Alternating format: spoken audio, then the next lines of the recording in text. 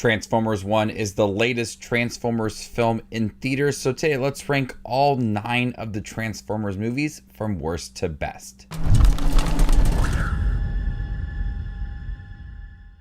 Hey everybody, my name's Justin here. I try to watch everything that hits theaters and on streaming services. If you guys are like me, go ahead and hit that subscribe button down below and click that bell notification for more up and coming content. Leave your list down below. How would you rank all 9 of the Transformers films?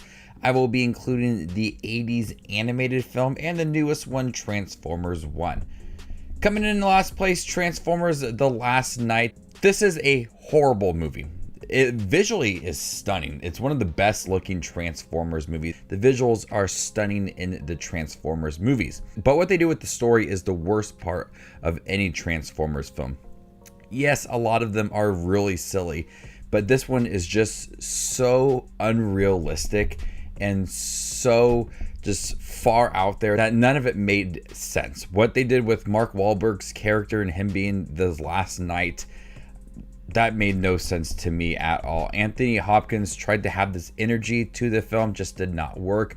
The robot butler was absolutely hilarious in the wrong way. There's so many weird turns they take with this story, and it doesn't really tell a coherent, it doesn't really have a coherent plot. And so you have these just baffling decisions throughout this movie that doesn't really feel entertaining. You have some cool action and some stunning scenes with the Autobots and Decepticons, but the whole story itself is just so poor and so uninteresting compared to all the other Transformers films. This is one that I do not like to watch. Coming in at number 8, Transformers Age of Extinction. I didn't really care much for the 2 post Shia LaBeouf films directed by Michael Bay. They tried to recapture some of that charm that were in the Shia LaBeouf trilogy. It just did not work in this movie. Mark Wahlberg's fun, but I didn't really buy into him as a character within this movie.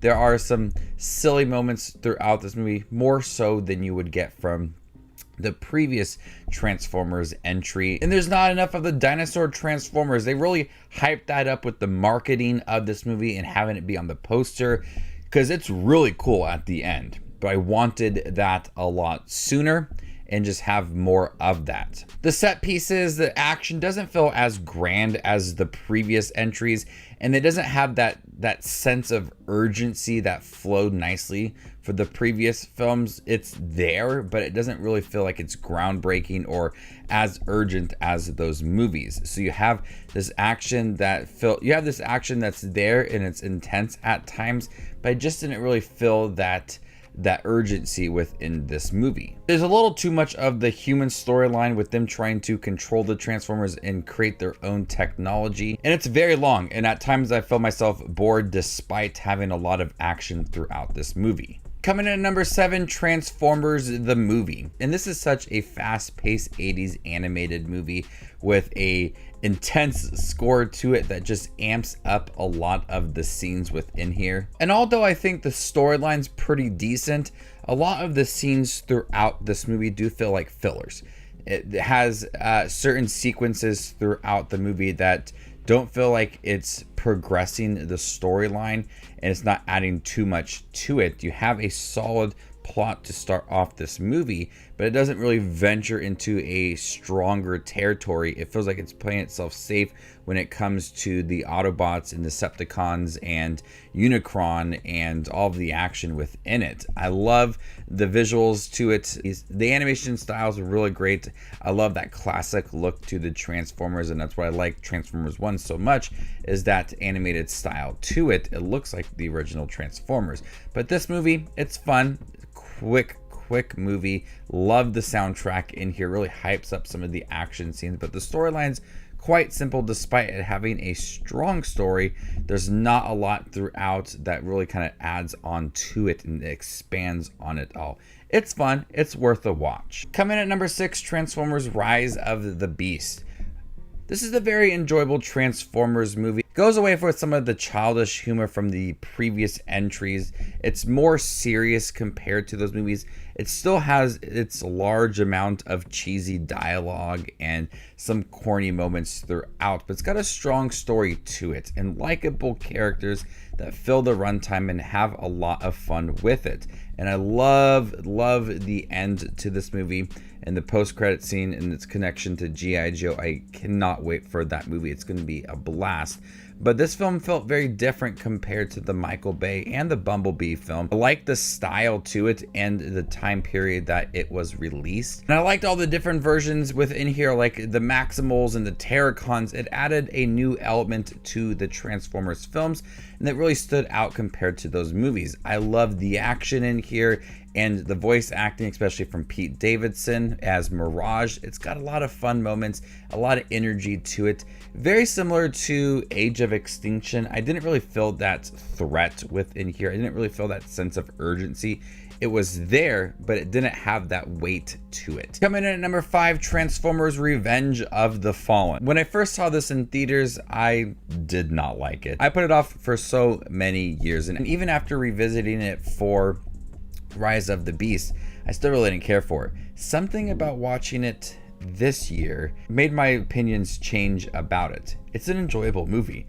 It has all of your cheesy moments, and it feels like it's just going to the extreme compared to that first Transformers movie in terms of the Autobots and the little Transformers and all of the silly jokes and even the plot and the script.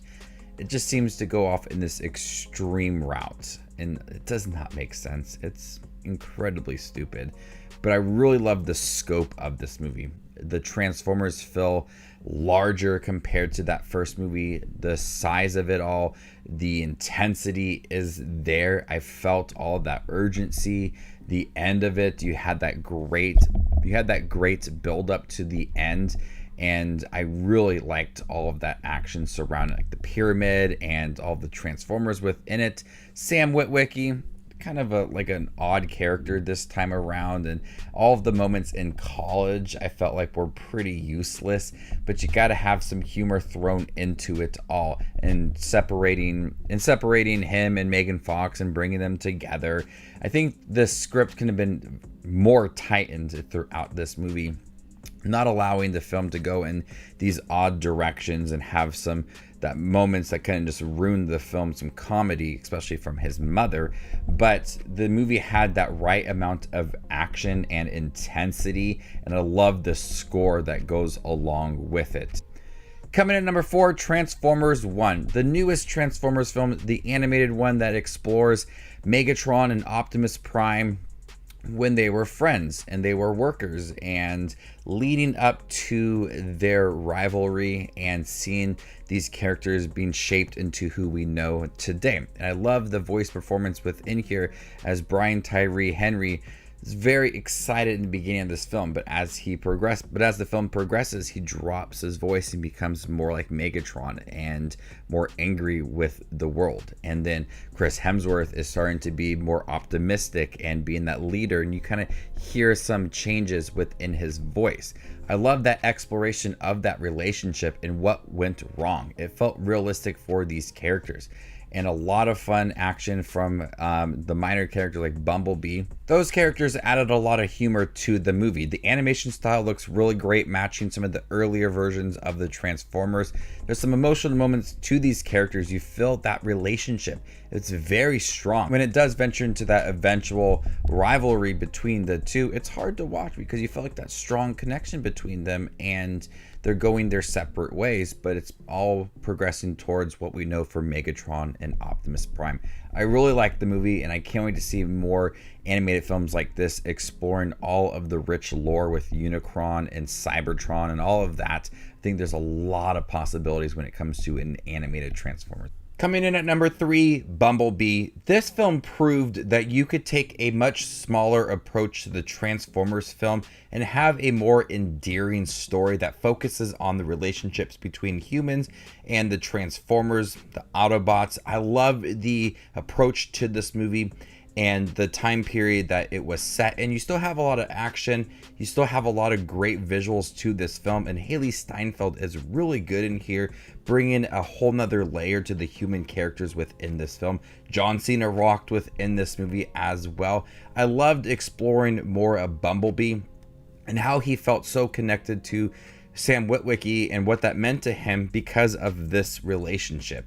I love that more grounded approach to this movie. You could have a deeper understanding of the Autobots and human characters and the relationships between them all.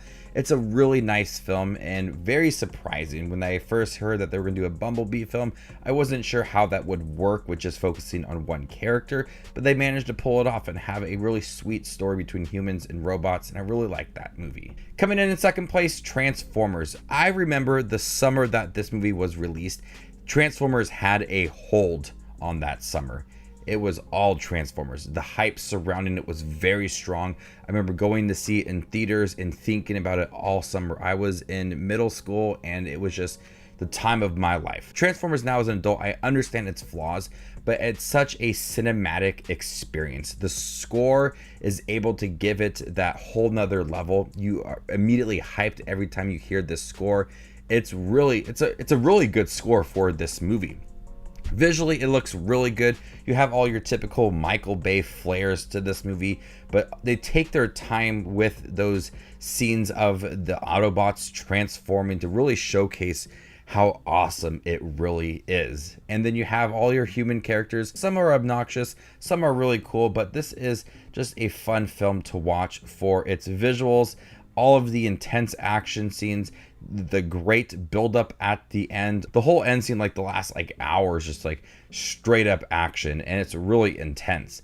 Plus you got the iconic Linkin Park song at the end that just fits this movie beautifully. But coming in first place, Dark of the Moon, the third film in this trilogy, the third Michael Bay film that didn't have Megan Fox in it, and her replacement wasn't very strong within this movie, but I loved all of the action in here, and the characters felt the strongest. They had a lot to do in here, and the action at the end, I feel like it had this purpose. Like there was all that sense of urgency. Everything was building up to it with the humans' involvements, the Decepticons, the Autobots.